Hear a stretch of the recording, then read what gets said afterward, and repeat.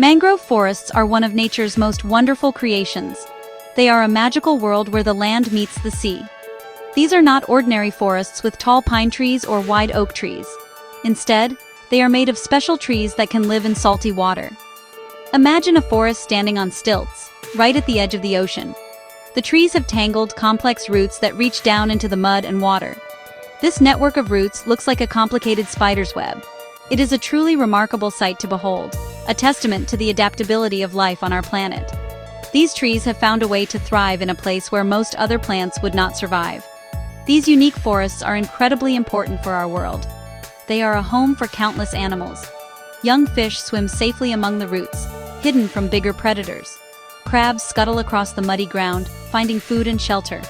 Birds build nests high in the branches, watching over the water below. It is a nursery, a restaurant, and a safe house all in one. The mangrove forest is full of life, from the smallest snail to the largest crocodile. It is a bustling community, a vibrant ecosystem where every creature plays a vital part in the delicate balance of this coastal world. Life here is connected in a beautiful and intricate dance. But the importance of mangroves goes far beyond being a home for animals. They are also the guardians of our coastlines. These forests act as a natural shield, a living wall that protects the land from the powerful ocean. When big waves from a storm come crashing towards the shore, the mangroves stand in their way. Their dense roots and sturdy trunks slow the water down. They absorb the energy of the waves, making them smaller and less destructive. This service they provide is a gift from nature, protecting towns and villages that lie just behind them from the full force of the sea. Sadly, these wonderful forests are in danger. Around the world, mangrove forests are disappearing at an alarming rate. People cut them down to build farms, cities, and shrimp ponds. Pollution from our towns can also harm the trees and the animals that live among them. When the mangroves are gone, the coast is left exposed and vulnerable. The fish lose their nurseries, the birds lose their homes, and the land loses its protector. Understanding just how much we lose when a mangrove forest vanishes is the first step towards saving them. We must appreciate their magic before it is gone forever. How can we truly understand the power of a mangrove forest without waiting for a real storm? Scientists have found a clever way. They use powerful computers to create a digital copy of the real world. This is called a simulation. It is like building a virtual world inside a computer. In this world, scientists can create a mangrove forest with digital trees. They can create a digital ocean with virtual waves. They can control everything, from the strength of the wind to the height of the tide. This allows them to study the forest in ways that would be impossible in real life. The goal of these simulations is to answer important questions.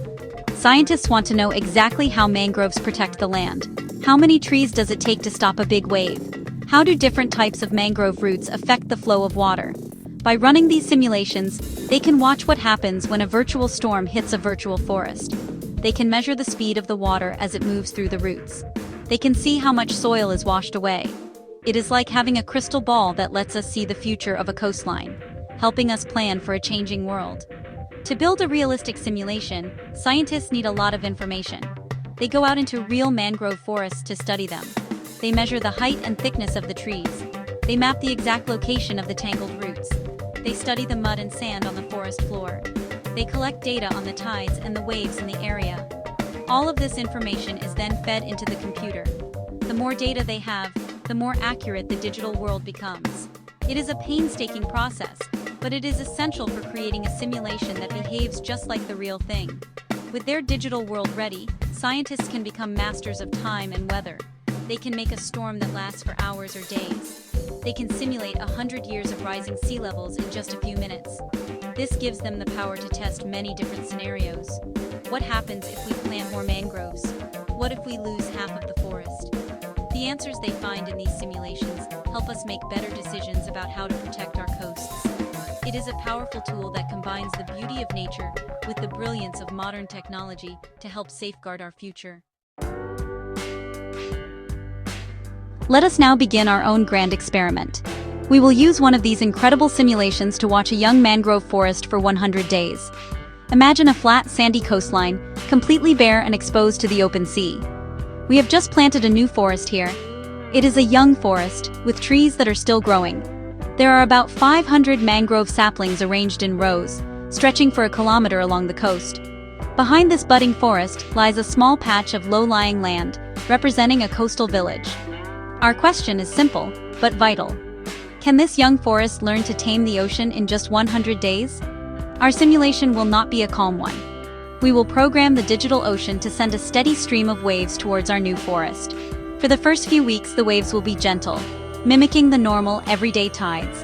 This will give our young trees a chance to settle in. But as the days pass, the conditions will become more challenging. We will introduce stronger currents and higher tides. We will even unleash a powerful storm and a major flood event. This will test the strength and resilience of our mangrove saplings. We want to see how they stand up to the pressure from the relentless sea. Throughout these 100 days, we will be watching everything very closely. We will monitor the health of each individual tree. Are their roots growing stronger? Are they holding their ground, or are they being washed away? We will also observe the land behind the forest. Is it staying dry, or is the ocean water seeping through? We will track the sediment, the fine particles of sand and mud, to see if the forest is trapping it and building up the land. This is a crucial function of a real mangrove forest, as it can help the coastline grow and rise over time. And what about the animals? Our simulation is so advanced that it includes a virtual ecosystem. At the start, there is very little life. A few small crabs may wander along the bare sand, but we will watch to see if life begins to appear as the forest grows.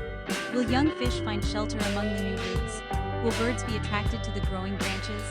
The return of animal life is a key sign of a healthy, functioning ecosystem. Our 100-day journey is not just about survival. It is about the birth of a new coastal world, a world protected by the magic of mangroves. The first 2 weeks of our 100-day simulation have passed. The digital sun has risen and set 14 times over our young mangrove forest. The ocean we programmed has been kind, sending only small, gentle waves lapping at the shore. These waves are no more than a foot high, representing the calm rhythm of a normal tidal cycle. As they roll in, they wash over the first few rows of our mangrove saplings. The water swirls around their thin trunks and newly forming prop roots. At this early stage, the trees are not strong enough to stop the water completely. It flows easily between them. However, even with these small waves, something remarkable is already beginning to happen. As the water flows past the saplings, its speed decreases ever so slightly. The tangle of young roots, though small, creates a tiny bit of friction. This friction is enough to make the water drop some of the fine particles of sand and mud it is carrying. We can see a very thin layer of dark sediment beginning to build up around the base of the trees in the first row. It is not much, but it is a start. The forest is already beginning to do its job, trapping sediment and building land. The trees themselves are responding well. The simulation shows that their root systems are starting to expand. Encouraged by the nutrients in the newly deposited sediment, they are sending out new tendrils into the soft mud. This makes them a little more stable, a little more anchored to the ground. They are preparing for the tougher challenges that we know are coming. The health of our 500 saplings is excellent. We have not lost a single tree.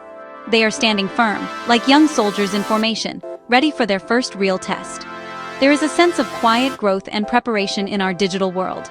As for the animals, the changes are subtle but significant.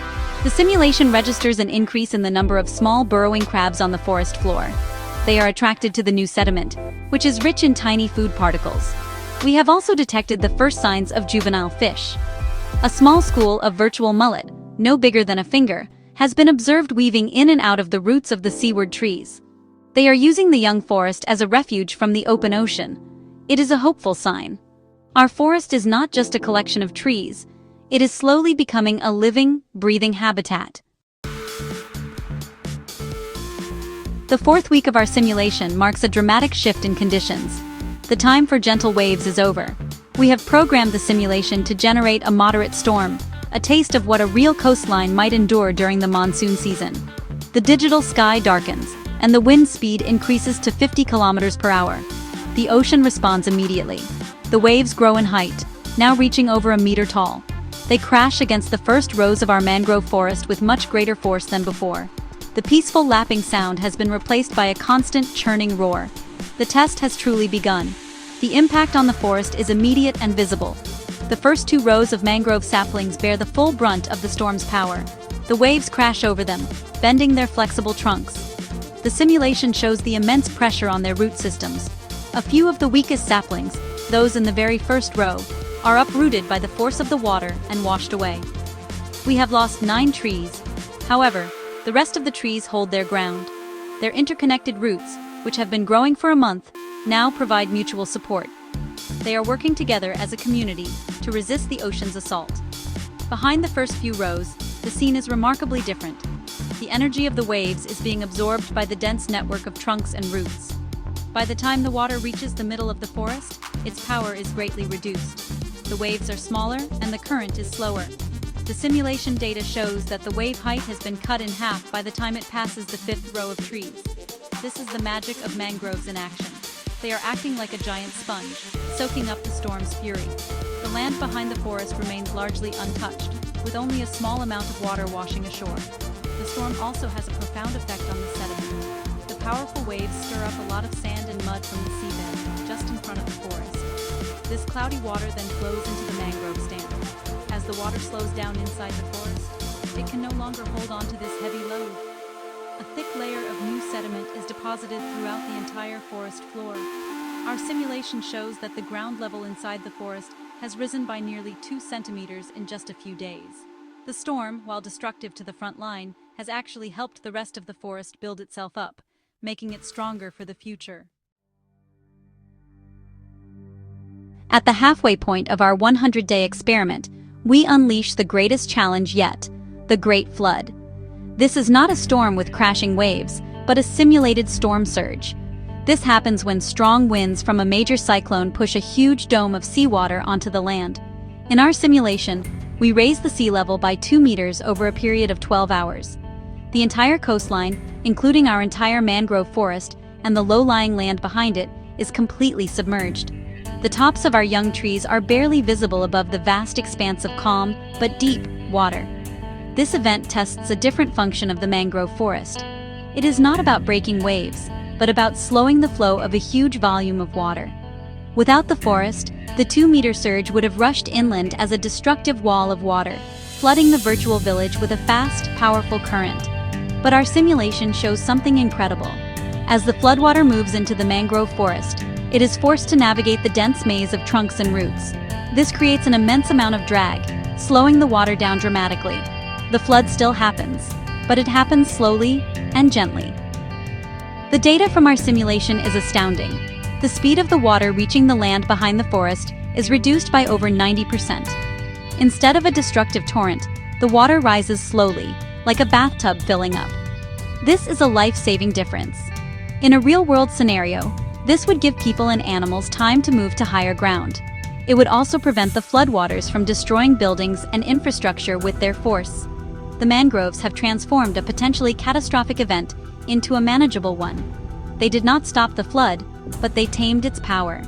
As the simulated sea level slowly returns to normal over the next 24 hours, we observe another benefit. The slow-moving water has deposited another thick blanket of nutrient-rich sediment across the entire forest floor. The ground level has risen once again. The trees, having survived being completely underwater, are now anchored in an even deeper layer of mud. This process of land building is crucial for helping coastlines adapt to rising sea levels. By trapping sediment, the mangroves are not just protecting the coast, they are actively raising it, helping it to keep pace with the changing ocean. 4 weeks have passed since the Great Flood. The 12th week of our simulation is a period of calm and recovery. We have programmed the ocean to return to its gentle, everyday rhythm. The sun shines on our digital forest, and the waves are small and peaceful. The primary focus now is to observe how the ecosystem responds after the major disturbances of the storm and the flood. The first thing we notice is the physical state of the forest. The 9 saplings lost in the week 4 storm are gone, leaving small gaps in the front line. However, the remaining trees are thriving. The immense amount of sediment deposited during the storm and flood has been a gift to the forest. The simulation shows a rapid acceleration in root growth. The trees are sending down new, thicker prop roots into the enriched soil, strengthening their grip on the land. The overall biomass of the forest, the total weight of all the trees, has increased by 20% in just 1 month. The trees are taller, their trunks are thicker, and their leafy canopies are denser. The forest is healing itself and, in the process, becoming much stronger than it was before the disturbances. The effect on the animal life is even more striking. The new complex root structure and the calm water have created an ideal nursery. Our simulation now registers a dozen different species of juvenile fish, including snapper and grouper, sheltering among the roots. The population of crabs and shrimp has exploded, feasting on the rich organic matter in the new mud. This abundance of food has attracted new arrivals. The simulation now shows several species of wading birds, such as egrets and herons, stalking through the shallows. Their presence is a clear indicator of a healthy, productive ecosystem. The land behind the forest is also showing changes.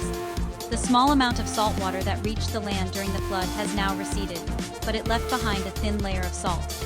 In a real-world scenario, this could damage farmland.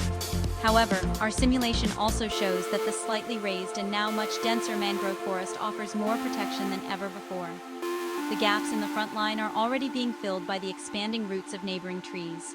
The forest is not just a static wall, it is a living, dynamic system that adapts and strengthens in response to the challenges it faces.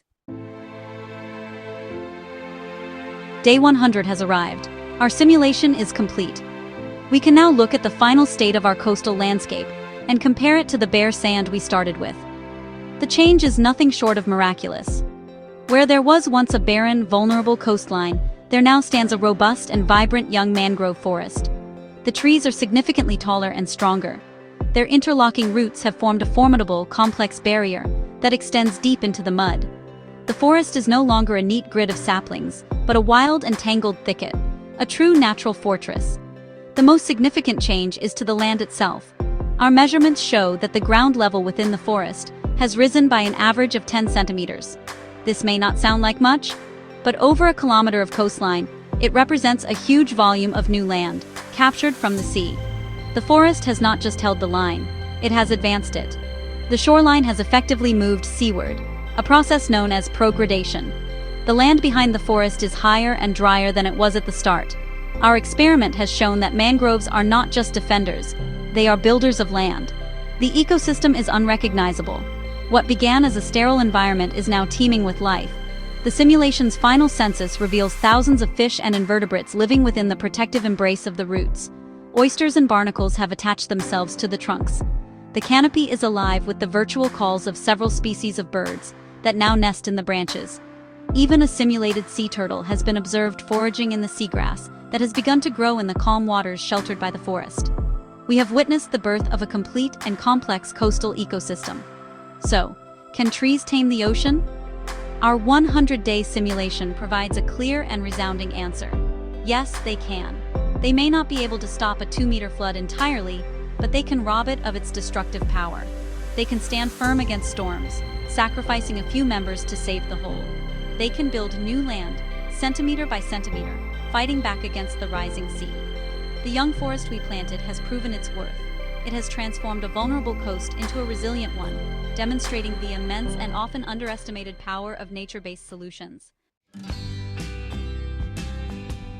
Our journey through the 100 days of the simulation is over, but the story it tells has profound implications for the real world. We have seen with our own eyes how a mangrove forest, even a young one, can fundamentally change the relationship between land and sea. These remarkable trees are more than just a beautiful feature of our planet's coastlines. They are living, breathing engineers. They are our planet's green guardians, a front line of defense that works tirelessly, silently, and effectively to protect us from the power of the ocean. Their value is immeasurable. As our planet faces the growing threat of rising sea levels and more intense storms, the lessons from our digital forest become critically important. For too long, we have relied on building hard, concrete seawalls. These structures are expensive, they damage natural habitats, and they often fail. Our simulation has shown that there is another way, a better way. By planting and protecting mangrove forests, we can work with nature, not against it. We can build a living, self-repairing, and adaptive defense that grows stronger over time and provides countless other benefits, from clean water to abundant fish. The choice before us is clear. We can continue to lose these vital ecosystems, leaving our coasts and our communities exposed and vulnerable. Or we can choose to invest in their restoration. All around the world, from Southeast Asia to the Americas, communities are beginning to recognize the wisdom of this approach. They are planting new mangrove trees, restoring the guardians that were once lost. It is a slow and challenging process, but as our simulation showed, the rewards are immense. Every tree planted is a step towards a safer and more resilient future for coastal people everywhere.